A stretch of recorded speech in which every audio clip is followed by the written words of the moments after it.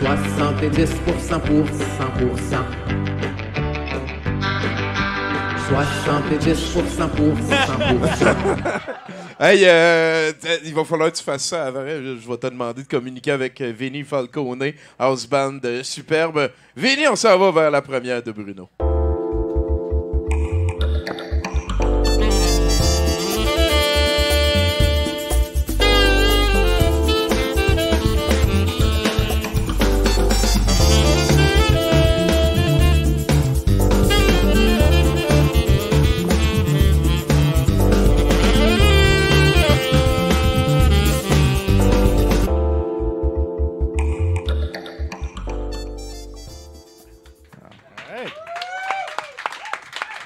Wow! On s'en va à Bruno pour sa montée de lait de la semaine. Là. Ah, puis ça sera pas facile à soir en plus. Donc, les audiences de la commission sur l'état d'urgence présidée par le juge Paul Rouleau se sont terminées. Hein? Et comme une majorité de Canadiens ont décidé de ne pas suivre le dossier, malgré sa teneur on ne peut plus historique, certains parce qu'ils seront jamais d'accord avec... la question sans jamais se poser de questions réellement, et je ne m'adresse pas à eux d'ailleurs, et ceux qui sont extrêmement d'accord avec cette décision, auxquels je m'adresse ce soir. Parce que oui, hein, quand on se remet dans le contexte, quand nous, la chambre à écho qui est douteux, se remet dans les émotions qu'on ressentait au moment où cette loi a été invoquée, quand on se souvient du ridicule de toute l'affaire, de nos frustrations par rapport à l'intervention policière on ne peut plus absente, du discours haineux qui était exprimé par les leaders du convoi et applaudi par une partie importante des manifestants, de la cause elle-même des manifestations, entamée par des pourvoyeurs de mensonges, profiteurs d'anxiété. On veut être d'accord avec le gouvernement fédéral, on veut être d'accord avec la décision d'invoquer cette loi, virgule, mais, point de suspension. Il faut quand même s'intéresser à l'aspect légal de tout ça, hein, parce qu'on parle d'une loi spéciale, hein, une loi qui a été invoquée pour des motifs légaux.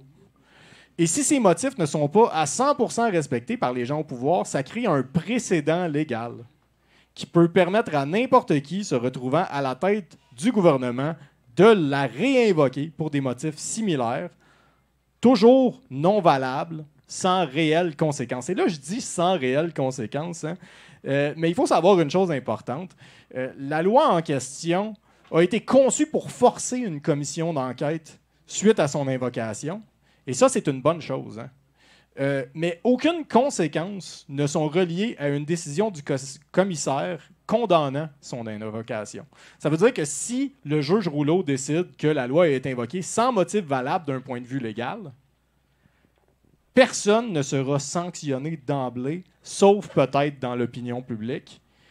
Et comme personne n'a suivi la commission et que la majorité est d'accord avec la décision, même cette proposition demeure douteuse. Donc, pour ceux qui n'ont pas suivi la commission, hein, une majorité d'entre vous, si j'ai bien compris, la plus grande opposition à son invocation est le débat autour du respect de la définition de ce qui constitue des menaces envers la sécurité du Canada, stipulé à l'article 2 de la loi du SCRS, hein, le Service canadien du renseignement de sécurité. La définition va comme suit, et là, je suis vraiment désolé. C'est légal. A. L'espionnage ou le sabotage visant le Canada ou préjudiciable à ses intérêts, ainsi que les activités tendant à favoriser ce genre d'espionnage ou de sabotage. B. Les activités influencées par l'étranger qui touchent le Canada ou s'y déroulent et sont préjudiciables à ses intérêts et qui sont d'une nature clandestine ou trompeuse ou comportent des menaces envers quiconque. C. Les activités qui touchent le Canada ou s'y déroulent et visent à favoriser l'usage de la violence grave ou de menaces de violence contre des personnes ou des biens dans le but d'atteindre un objectif politique, religieux ou idéologique au Canada ou dans un État étranger. Ou D. Les activités qui, par des actions cachées et illicites, visent à saper le régime du gouvernement constitutionnellement établi au Canada ou dont le but immédiat ou ultime est sa destruction ou son renversement par la violence. Il y a beaucoup de jargon là-dedans, je vais le concéder, hein? Mais le consensus légal, en ce moment, c'est que la situation du convoi des camionneurs ne se pliait entièrement à aucune de ces 4 définitions. Le raisonnement de Justin Trudeau là-dessus, c'est que cette définition s'applique si le SCRS veut appliquer des mesures de protection de sécurité nationale et non directement à l'application de la loi sur les mesures d'urgence invoquées par l'exécutif. Il est également important de rappeler que le juge Rouleau est un avocat de formation et que Justin Trudeau est un prof d'art dramatique. Hein? Et que le juge Rouleau sait très bien que la loi des mesures d'urgence désigne bel et bien cette définition comme étant le seuil légal pour invoquer la dite loi sur les mesures d'urgence. Trudeau affirme aussi qu'aucun réel plan des forces de l'ordre n'existait au moment de l'invocation de la loi. Et là, il faut le croire sur parole, hein? Parce que même si le plan de 73 pages présenté par la GRC, la PPO et la police d'Ottawa a été exposé comme preuve, il est extrêmement caviardé et on ne peut virtuellement y extraire aucune preuve des paroles de quiconque. Trudeau ajoute qu'il sentait qu'il devait agir de façon préventive pour sauver des vies en se basant sur les renseignements du SCRS.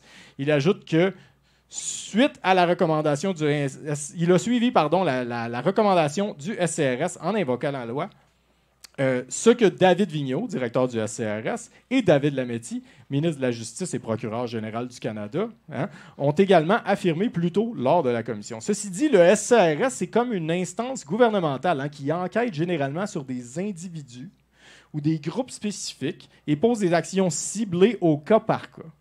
Ici, on parle d'un groupe décentralisé et d'une loi qui a affecté chacun d'eux sans discrimination. Même si Trudeau dit vrai, même si le directeur du SCRS et le ministre de la Justice sont d'accord, ça ne veut toujours pas dire que la définition de la loi a été respectée ou que son non-respect est acceptable dans les circonstances.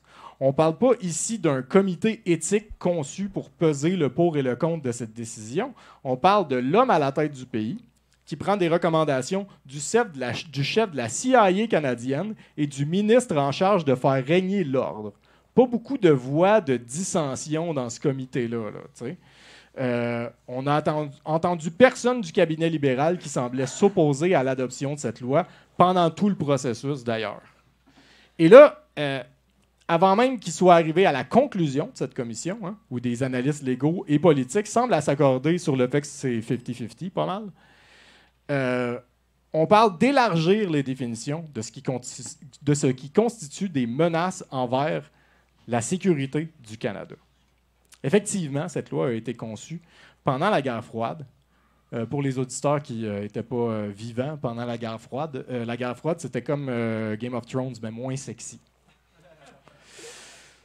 Donc oui, les réalités de l'époque ont changé et c'est probablement important de revisiter, vu la croissance de la rhétorique extrémiste exacerbée par les médias sociaux, chose qui n'existait à IENT pas en 1988 lors de la création de cette loi. Ouais. En contre-argument, une des choses dont on a beaucoup parlé pendant la commission, c'est l'impact économique que ces manifestations ont causé. Entre autres, le fait que des investisseurs internationaux ont parlé au président des grandes banques canadiennes, affirmant qu'on ressemblait à une république de bananes, hein, chose qui a été invoquée lors du témoignage de Chrystia Freeland, une autre qui est 100% d'accord avec l'adoption de la loi d'ailleurs. On ne peut pas nier que le convoi des camionneurs a eu un impact économique, mais la question se pose quand même, pourquoi qu'on parle d'économie pendant cette commission-là? Est-ce que les impacts économiques sont une raison pour invoquer cette loi? Pas dans le texte, en tout cas. Ben, c'est une attaque contre le Canada si tu attaques son économie. Répondant à cette question en entrevue, Freeland a affirmé « L'affaiblissement de l'économie d'un pays peut fondamentalement nuire à la sécurité de ce pays. » Donc, selon ce raisonnement, l'économie aurait préséance sur le droit à la manifestation. Je dis pas ça à la légère, là. Hein? Cet argument-là a été évoqué pendant la commission. Hein?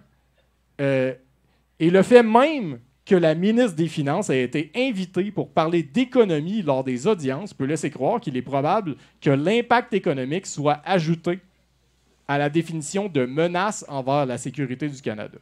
Si tel était le cas, si on élargissait la définition pour y ajouter, par exemple, des actions ayant un impact économique important, comme une réelle menace à la sécurité nationale, ce serait de donner encore plus de pouvoir aux banques et aux grandes entreprises, avec lesquelles Freeland doit parler assez souvent, hein, puis elle n'aime pas ça quand ils ne sont pas contents, parce que ça l'angoisse.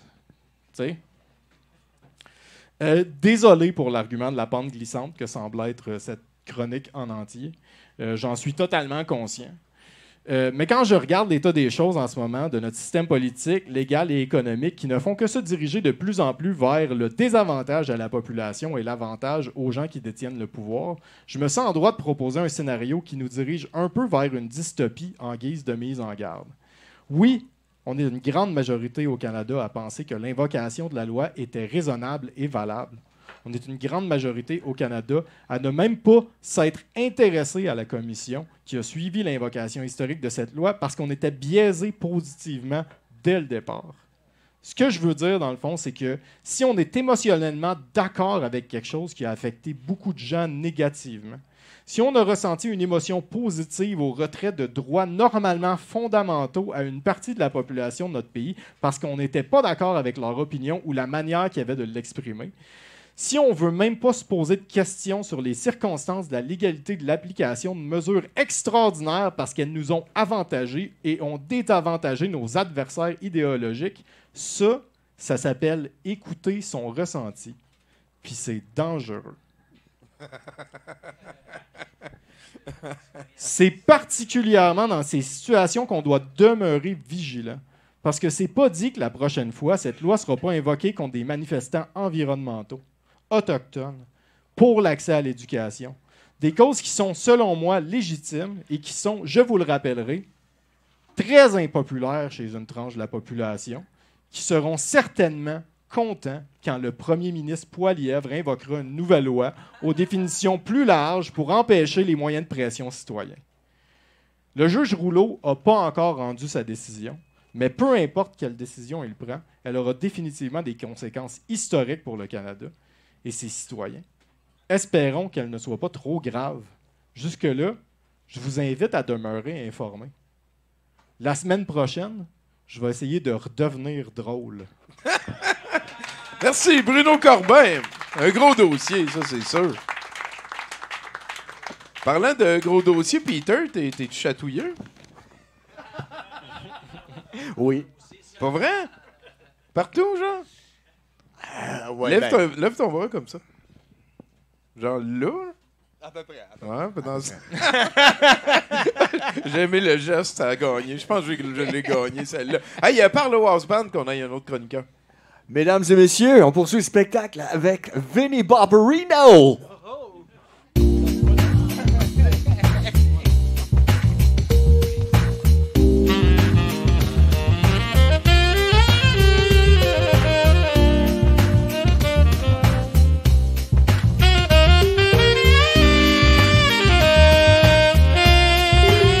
Soixante-dix pour cent,